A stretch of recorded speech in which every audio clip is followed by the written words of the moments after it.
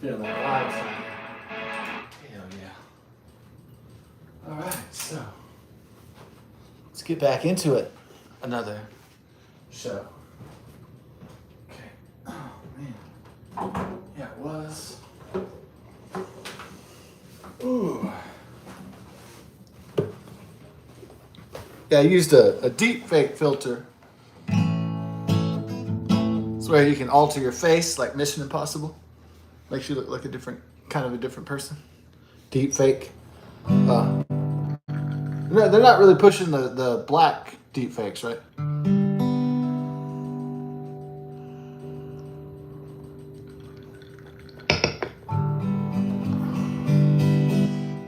They're not really pushing blackface though. That's not.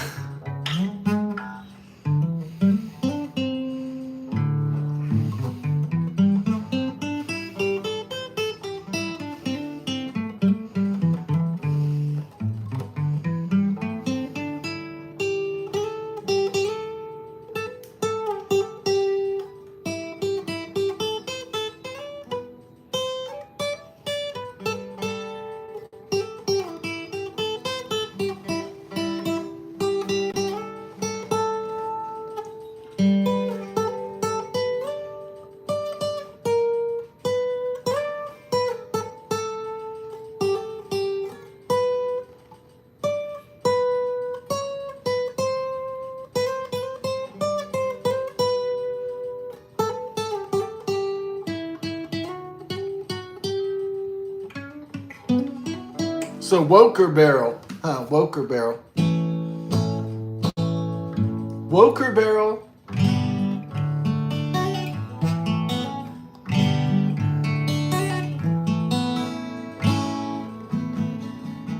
That was kind of part of my family reunion, right, at Cracker Barrel. One of the first times I went there, I was like 18, just graduated high school. And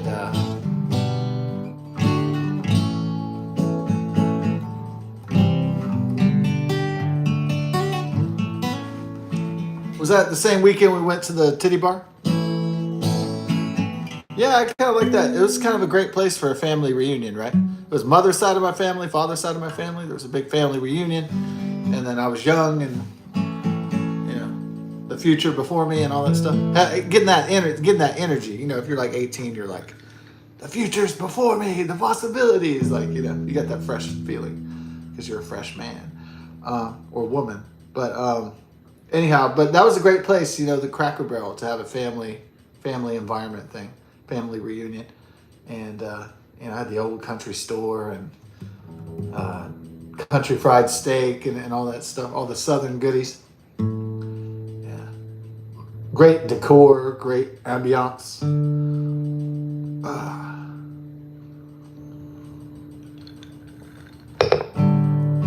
The old country store was like the gift shop, I guess. Yeah.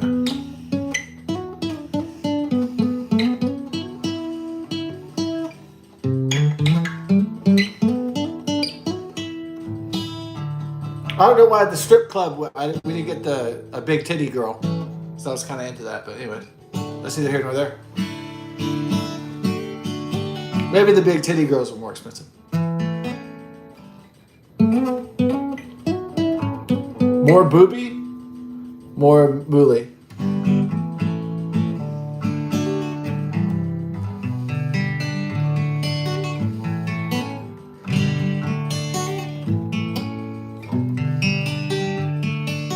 Well, you know, I'm kind of glad that you can go to a strip club at 18.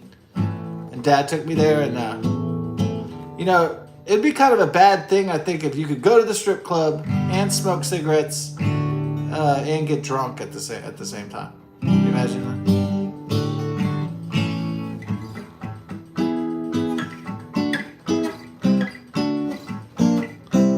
You're like, you can do all the bad shit all at one time, right?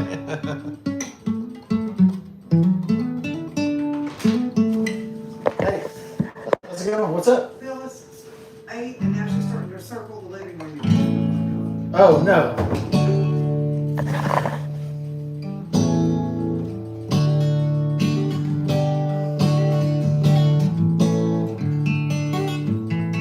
That's probably why they raised the drinking age to 21, right? Because kids were graduating high school and shit. They're like, woo! Party time! Shit got crazy. I know the old argument is like, well, I go die for my country, why can't I drink? You know.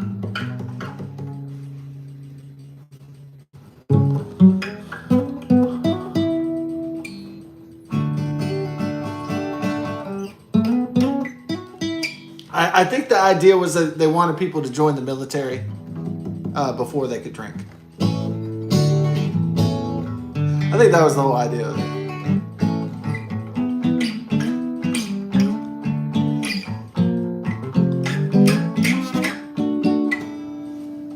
They wanted people to experience the discipline of Uncle Sam before being able to get drunk.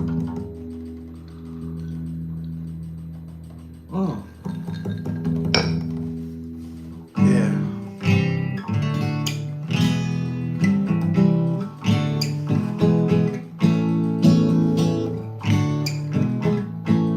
Yeah, so Cracker Barrel, wow.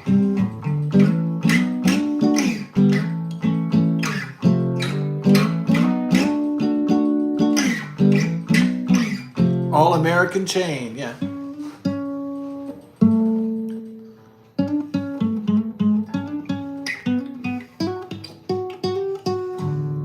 Yeah, why do people want like bland logos? You know, like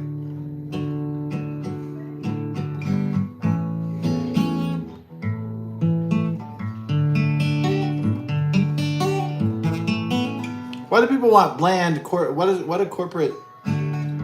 what do they want bland art?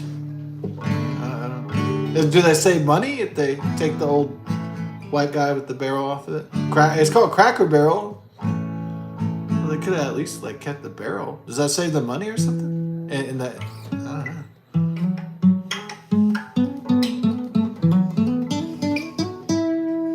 Well, they want the Cracker Barrel experience to be in like the metaverse, but when you go, they don't want decor and ambiance anymore. They don't want cool looking art and logos and.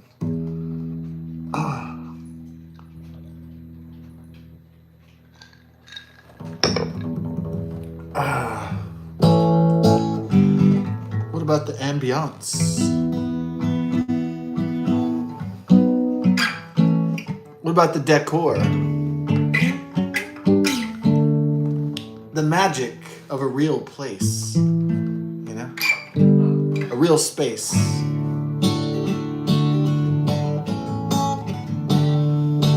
My guitar isn't electrified, but if you can play good enough, it kind of sounds like it's electrified though, even though it's not at all. The energy hums from the strings, you know. So.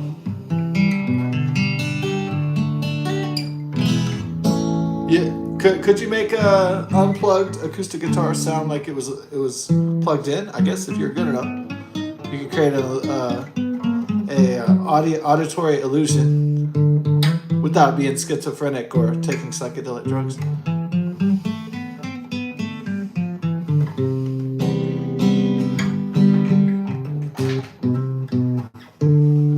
Hey, what's up?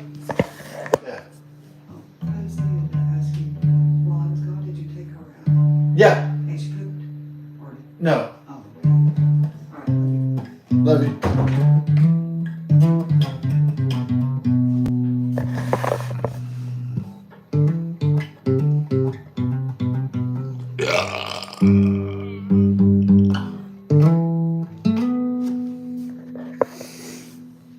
When we hit that belch note.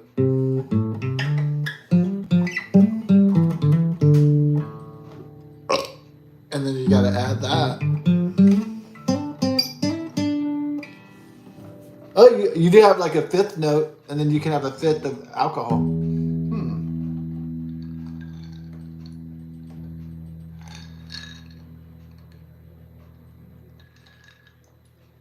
Booze.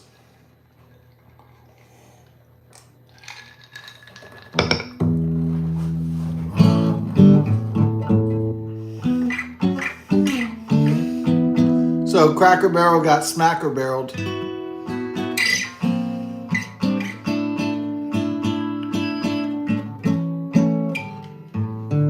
And then people came to the horrifying realization that people would flex their power just because they have power. And it was a unsettling revelation when you get older that people who wanted power and gained control of society and the corporations and the government and everything, that sometimes what they do doesn't even make sense. They're just flexing. They're just doing things just because they can. So, I mean, that's a sad realization, but it's true. Yeah. So sometimes people change things just because they can. They're like, well, I have the power, I have the money, I'm going to change it whatever I feel like. I don't care what other people think. It's my company. I'm the CEO. Who cares what the customers think? I'm the power here. See what I'm saying?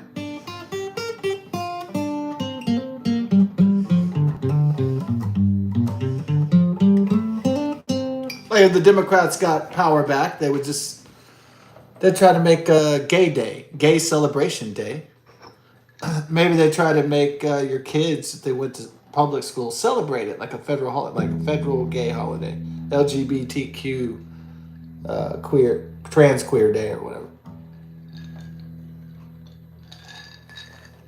If enough leftists had the power in this country, if they controlled the Congress and the White House, and maybe had enough Supreme Court justices, they could make a queer day. And they could force, in theory, children to go to gay day. Yeah, they could. Because they wouldn't do it because it had a principle, or it would that it would benefit society. They would do it just to fuck with their rivals. They would do it just because they had the power at that time. Not for the long-term well-being of the United States of America or its citizens. They would do it because they would have the power. They could get away with it for a little while.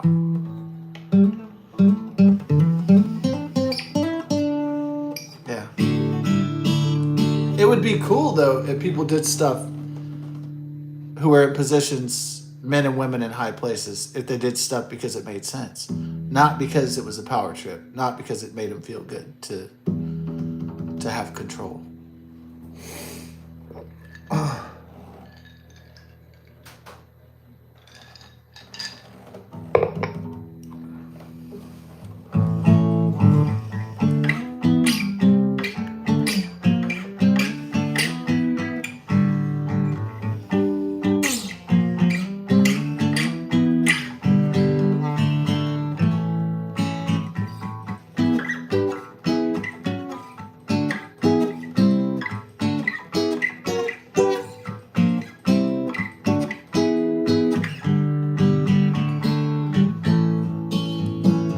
Yeah, the air conditioner died.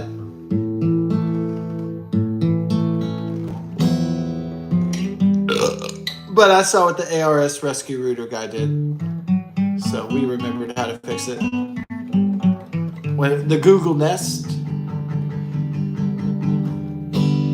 Yeah, the Google Nest. I know a lot of people are like, Google Nest? That's a search engine. Why should that control our environmental controls in our air conditioning systems and heating systems? That's right. Yeah, that's a good observation. Yeah, we just kind of let it. I mean, if it is spying on us, if it is recording our conversations and shit, then how the fuck are we supposed to know about it?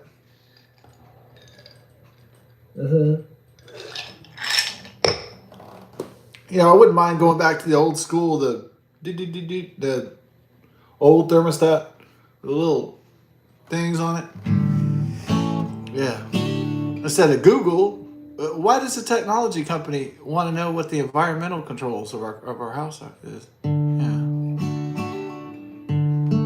Oh, I'm sure it's a benevolent, totally benign thermostat control system. It's not recording our conversations or.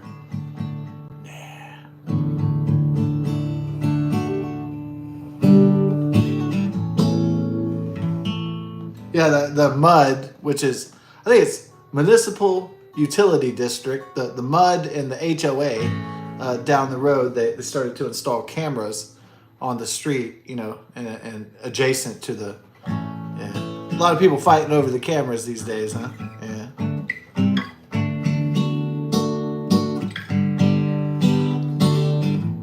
Cameras everywhere.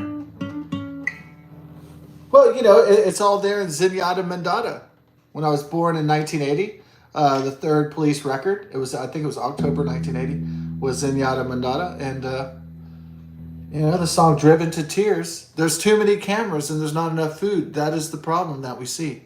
Driven to tears, driven to tears. That's he knew already. And then Sting in the next album, right? And the Police, Too Much Information. He already knew. It's like it was like the police records were like prophetic. In a way.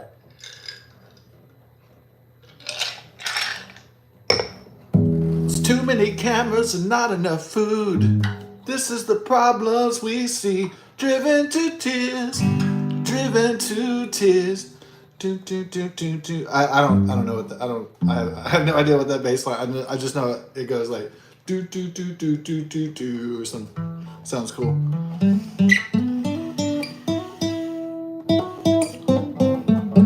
So the first album's called Outlandos de Amor, The Outlaws of Love. And the second album's called Regata de Blanc, or White Reggae. And then number 3 is Zenyatta Mandata, and I have no idea what that means. Is that African? I don't know. Ghost in the Machine. Finally, they have a title that's actually in English. For their 4th record, and of course, Synchronicity. Carries on the English. Maybe, my theory is that maybe someone who's an English master wants to branch out into another language. So Sting was an English teacher, and so maybe he went so hard into English that he wanted to branch out. It's a musical or any other language beyond or different. Exciting to learn.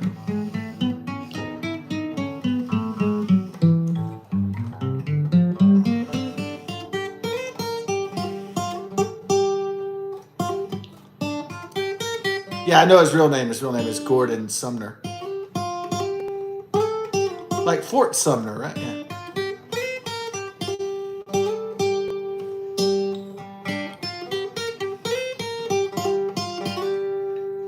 Andy Summers was the guitarist, and of course, the drummer Stuart Copeland. Yeah.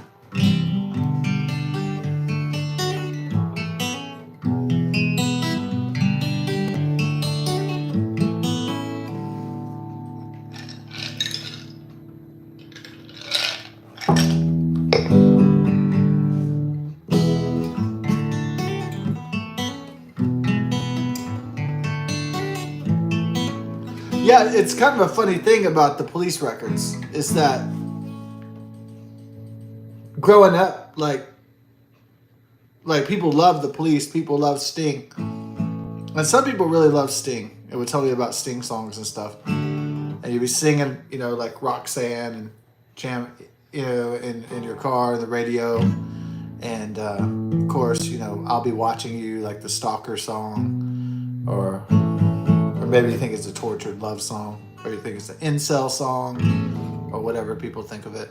Some people think it's a stalker song. Some people think it's a Big Brother song. I'll be watching you. I'll be Google nesting you. Yeah. Or you could think it's somebody who had unrequited love, or something like that. So, or they had a bad breakup, or something like that. So it depends on your perspective of the song. Probably most women think it's a stalker song. So and some men might be like sympathetic with the situation. So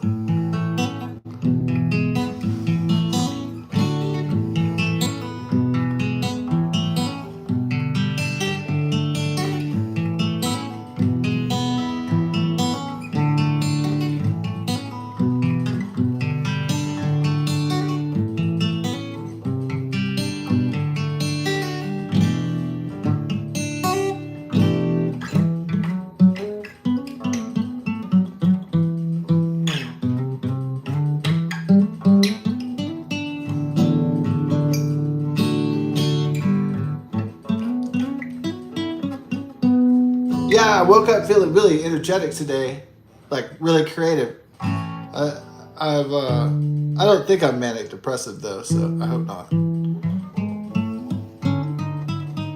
I hope it was just the benefits of exercise or something like that.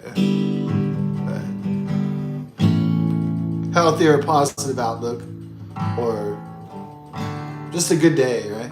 Or something like that.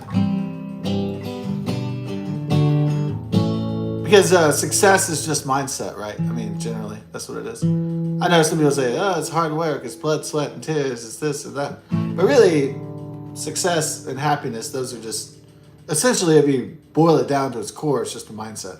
The willingness not to lose. Those are just attitudes. And those can be adjusted. Those can be tweaked. Those can be worked on. So,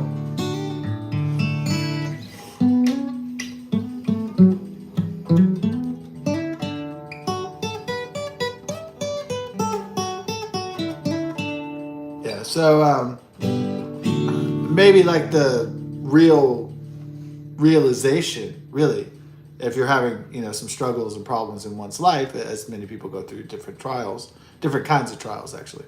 So different pathways, as human beings and all that, different avenues to understanding and compassion, and so. Sometimes it's just about the realization.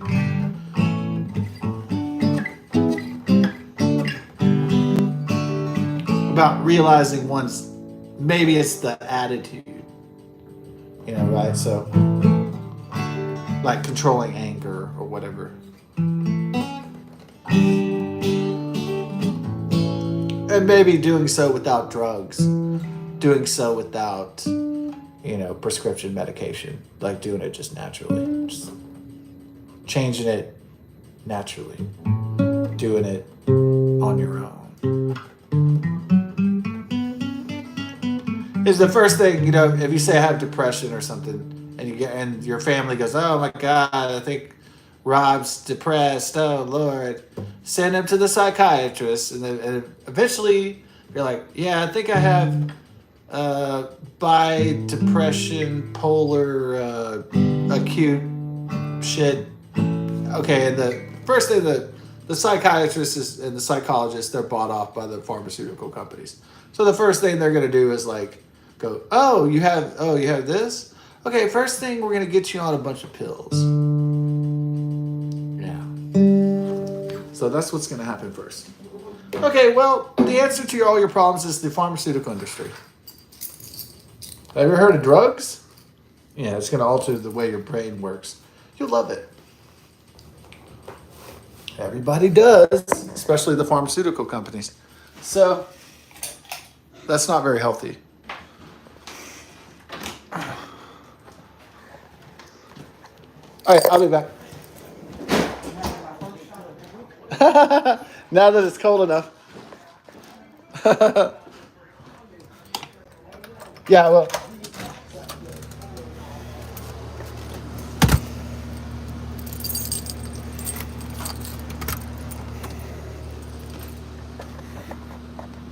Got. All right.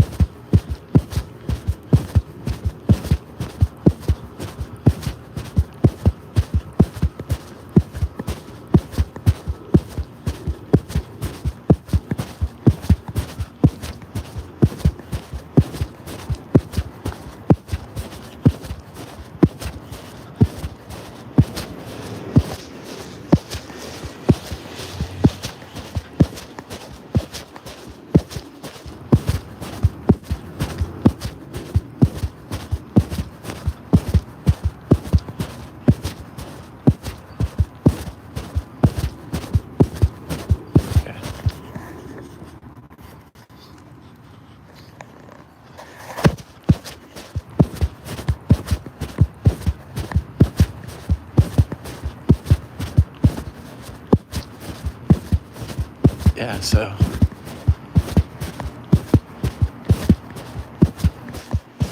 the weird thing about police records is that typically it's music shop owners or music nerds that tell me about it, but like hardly ever is it like friends or family that tell me about it.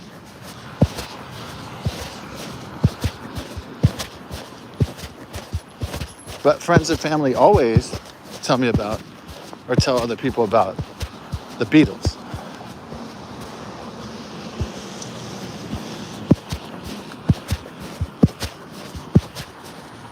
What is weird is not many people say, man, you got to hear the Police. Okay. God, I'm trying to get a Mega Millions ticket, dude. Motherfuckers are getting in my way. Alright. So we can get there. You got to get it before the machine shuts down. So.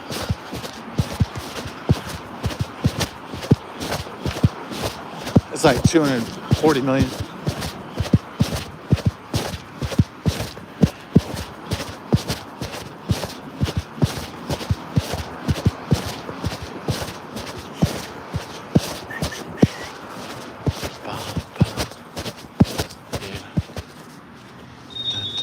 Hey. Hello.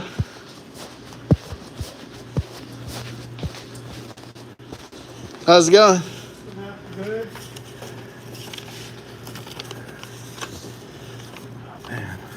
I'm just gonna get a beer. Yeah, I'm just gonna get a beer.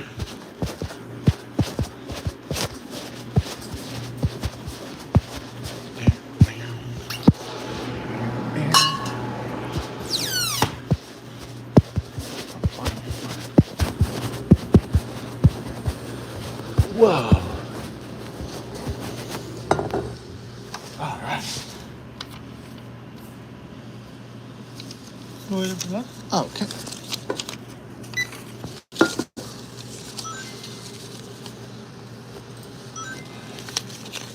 Okay.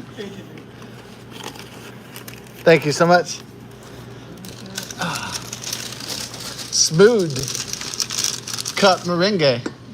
Huh. Oh, the smooth? That's interesting.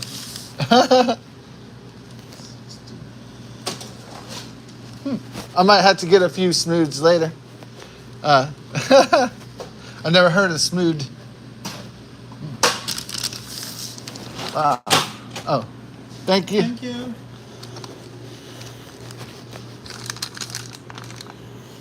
Thank you.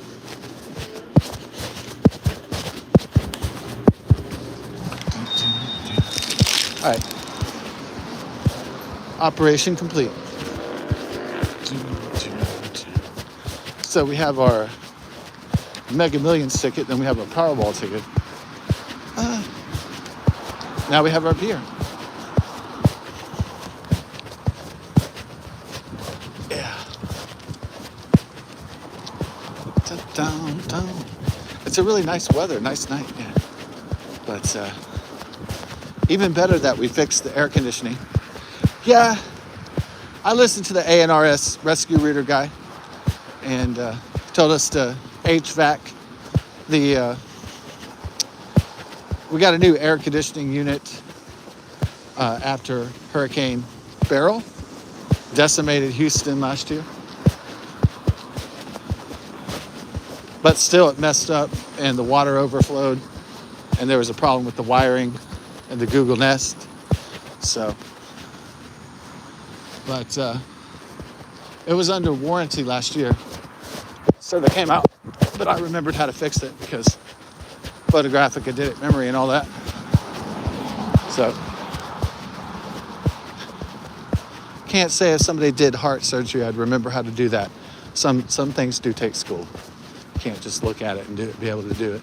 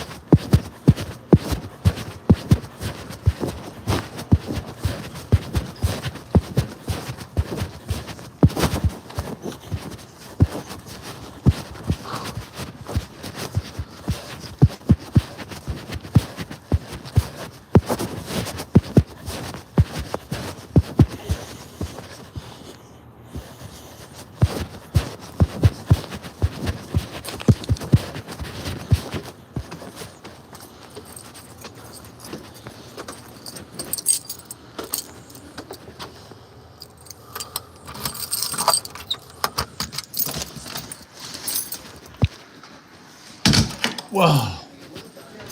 Oh yeah, I just walked through a spider web. It had grown. It had made a web in the fence on the path. No, it cut through the path. Shit. Oh. Let me make sure. You got a spider on my face? Just walked through a fucking spider web, fool. Sorry, I'm not home right now.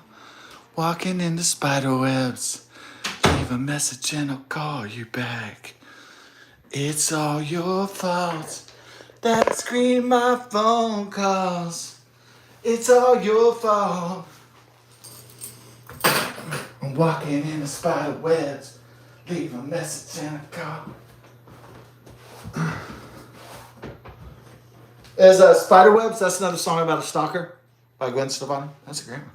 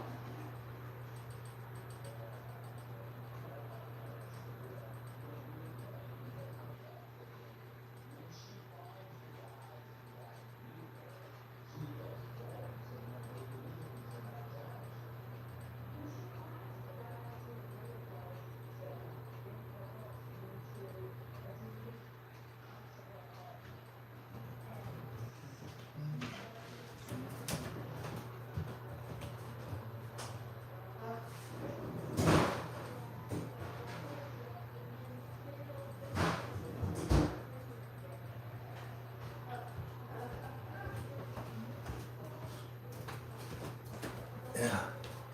All right, let's pour the brewski. Yeah. Okay, it's time for the porridge of the brewski. We have to open the brewski first.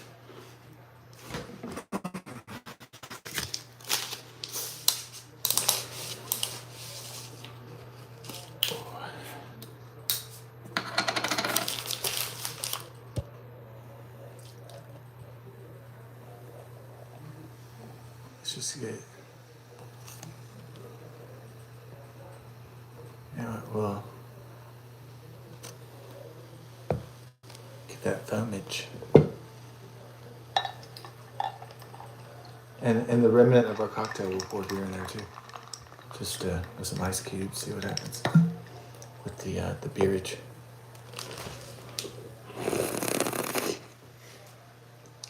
Calm down, me brewski.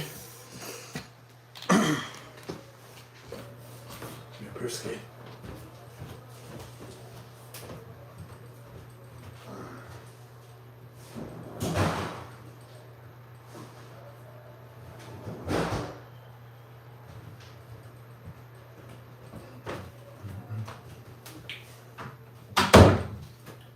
Yeah, so let's see what this Mega Millions is all about. Let me see here. Okay, I got a cash 5 for tonight. One of those. All right, we got the 700 million right here. Power played out. Yeah, power player. Yeah.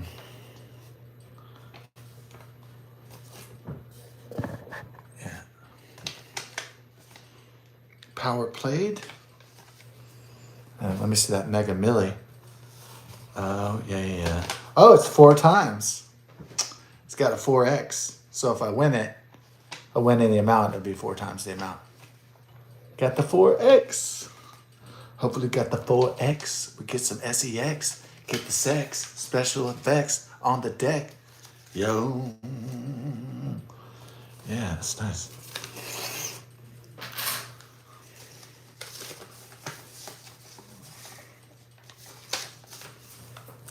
Yeah.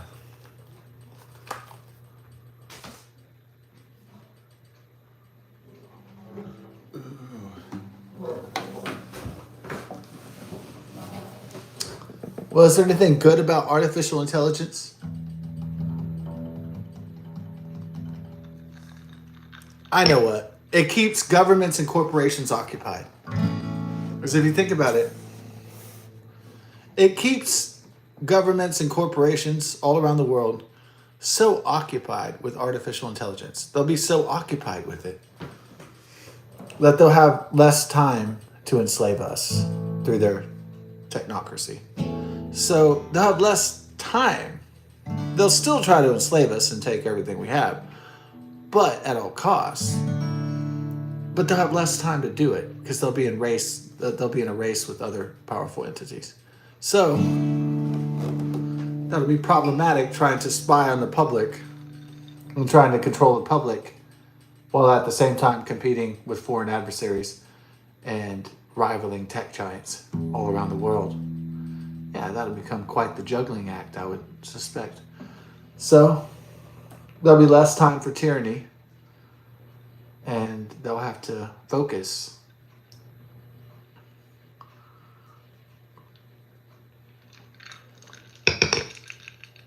Now, I don't think the public necessarily has to worry about governments and corporations until one of them is the superior one and one of them dominates. Yeah, so if there is a tech company or government that does perfect artificial intelligence, artificial general intelligence, supreme artificial intelligence, or whatever they're called, now that's who we should worry about. While they're all scrambling to be rivals against one another, or competing for who's going to be the king, there's enough to worry about, but not as much as when one king reigns supreme on the earth. That'll be a lot more scary. That'll be a cause for concern.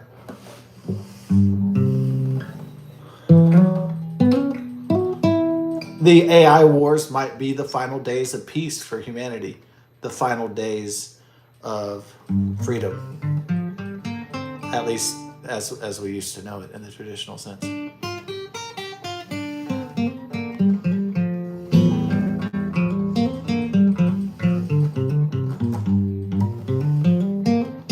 Freedom is freedom of choice and freedom of will, and another thing called freedom of agency is what another word for it, another expression for it. Yeah, that was a good one. You had to go and then do the Kali, which is the destroyer in Hindu, which is now when you're a kid you think this is a benign symbol, the tongue. You just think it's trying to be sexy, right? People think it's just sexiness. Tongues out, yeah. Like eyeballs, that's just trying to be creepy and cool and all that stuff. No. This is a reference to the Hindu goddess Kali, right? Like in Indiana Jones' Temple of Doom. It's a reference to the destroyer god, or the god of chaos in Hinduism. Yeah. Sure enough, the Hindu goddess is pictured going what? Just like that.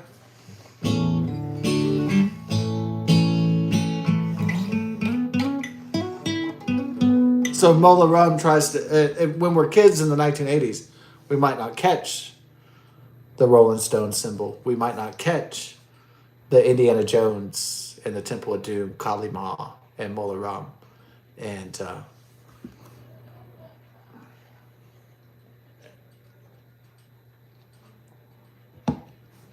you may not catch when Mola Ram says, "We will destroy Shiva."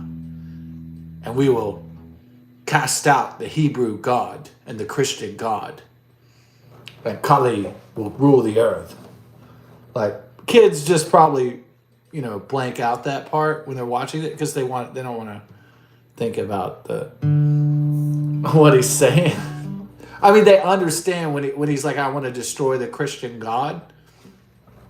They understand. I mean, even little children understand what he's saying because he's saying it in English, but it doesn't really register right until, I don't know. You don't have to be a theologian to understand what he's saying.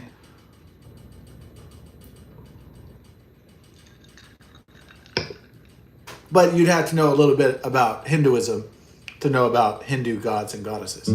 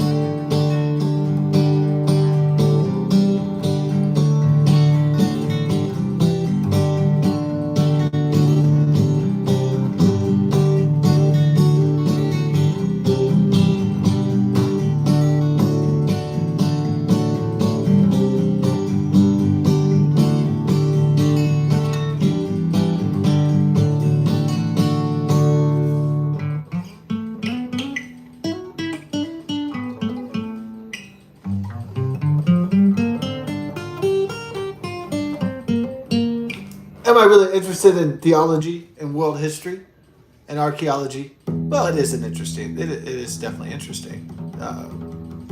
Since world history class, yeah, I guess it was 30 years ago at Klein High School. Yeah, Miss Head, Yeah, her name was Miss Head.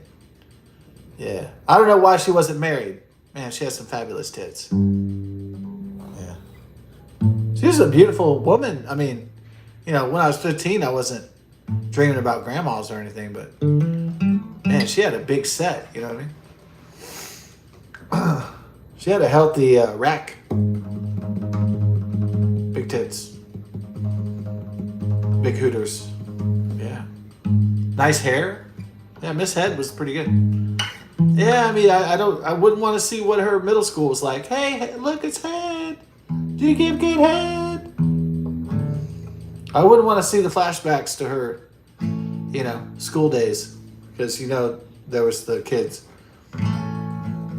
What's your name? Patricia Ann Head. And I bet they were from first, second, third grade. Look, it's Head. Ha ha. I bet she gives great head. But definitely after middle school and high school. Yeah. I bet she had some torturous times with that name, Head.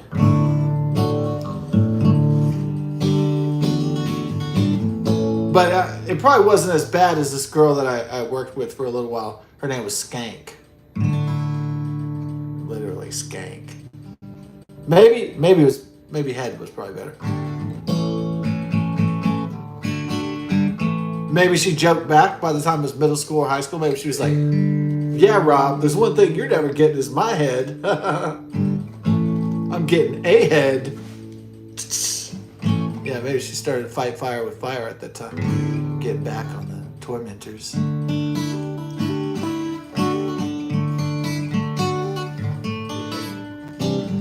On those bullies in grade school and middle school and high school.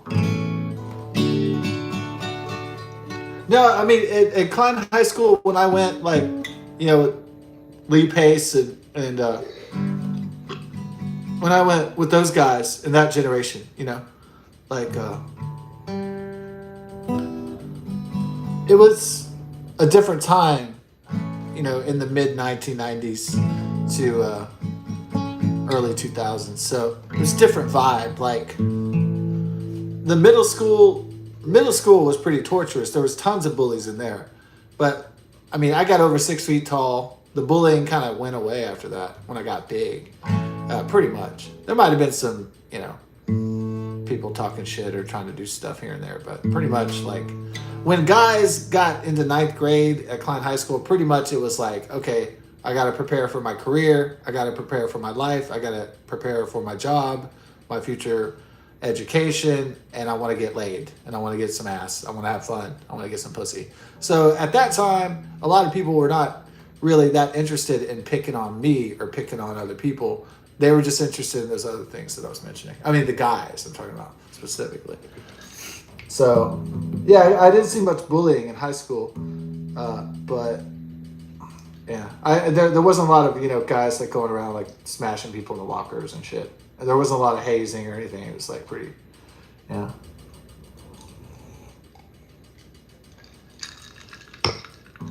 Yeah, maybe it's because I grew up in an affluent area, Klein Spring, North Houston area, and yeah, people were like middle class, upper middle class, and so people were pretty laid back, I would say. I mean, they were stuck up. Yeah, I think because a lot of people I went to school with had money, they were really snooty, they were really stuck up, but they weren't violent, they weren't like unnecessarily cruel or anything like that. Not that I remember. But I'm not saying because they were pampered, wealthy suburban kids that they were, fucking pussy, yellow belly pussy cowards either. So on the other hand.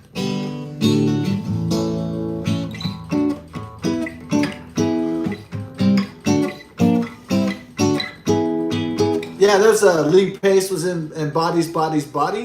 Yeah, I went to 30 years ago. I went to Klein High School, and then he graduated in 1996. So I saw Bodies. Yeah, I know he's gay.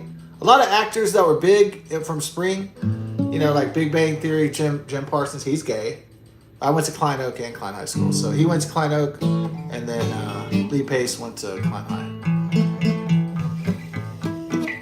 Yeah, maybe I think maybe male gayness back then was like really like ostracized, and so I think a lot of gay men went into the arts as like a refuge. They were like, well, I'm never going to be accepted being a gay man, but I can be an actor. There I'm accepted because there I'm accepted, right? So that's where they went. Jim Parsons and Lee Pace and those guys that are in the movies and all the big, so.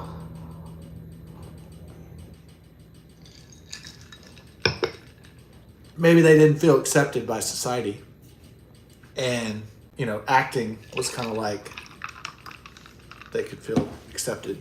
Yeah, that was their I'm not saying they didn't have any interest in acting. I'm not saying it was just like. I am not suggesting that they weren't accepted by straight society is the only reason why they went into liberal arts or acting. Drama, theater, became a thespians, but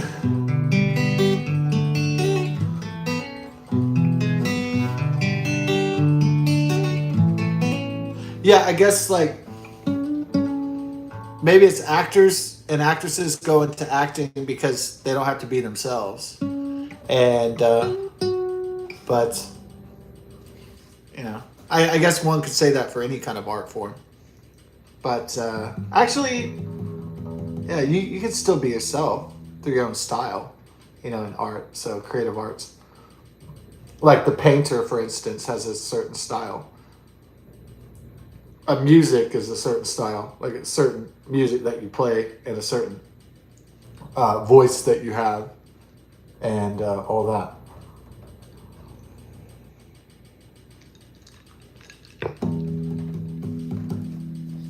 Yeah, I heard it.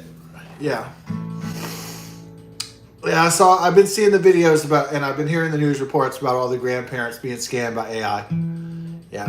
Because they can do like Terminator 2 Judgment Day, replicate our voices.